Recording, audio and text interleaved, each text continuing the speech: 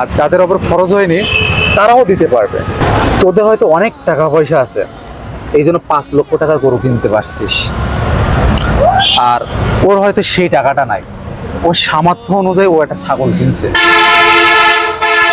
ছাগলও কিন্তু পশু, গরুও কিন্তু পশু, দুইটাই কিন্তু কোরবানির পশু, এবং দুইটা কোরবানি করলেই কিন্তু কোরবানি হবে।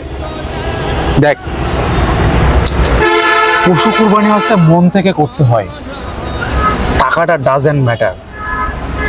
আমি যে বিশাল বড় পশু কোরবানি করছি বলে আমি বিশাল বড় সওয়াব পাবো এমনটা না, আবার সে যে একটা ছাগল কোরবানি করছে বলে সে ছোট সওয়াব পাবে বা অল্প সওয়াব পাবে, বিষয়টা কিন্তু এমন না।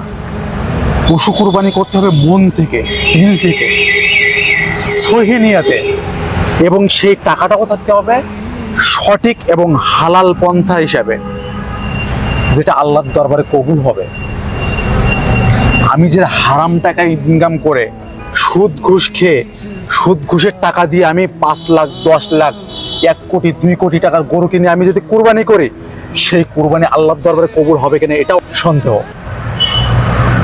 এই জন্য আমাদের দিলটাকে সহি এবং পরিশুদ্ধ করতে হবে, সঠিক নিয়তে আমাদের কোরবানি করতে হবে, এবং আমাদের টাকাটা থাকতে হবে হালাল এবং অথেন্টিকভাবে উপার্জিত টাকা। 5 লাখ 10 লাখ টাকা দিয়ে গরু কোরবানি করাটা ডাজন্ট ম্যাটার। অনেকে আছে গরু কেনে যে গোস্ত বেশি পাবে, গোস্ত খাবার লোভে যদি আবার কোরবানি করায়, সেই কোরবানি কিন্তু আল্লাহর দরবারে কবুল হবে না। এই জন্য কোরবানি করতে হবে সম্পূর্ণ আল্লাহর রাস্তায় এবং নিঃস্বার্থভাবে। এটা উচিত। কোরবানি করার আগে আমাদের নিয়তটাকে সঠিক এবং সহি নিয়ত করতে হবে। সঠিক পথে সঠিক নিয়তে যদি আমরা কোরবানিটা করতে পারি, মহান আল্লাহ তাআলার দরবারে আমাদের এই কোরবানিটা কবুল হবে।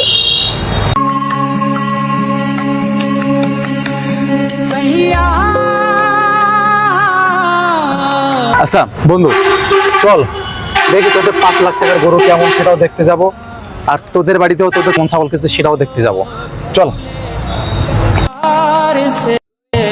आराम से हो जाऊं, आंखें हमें रास आ गई।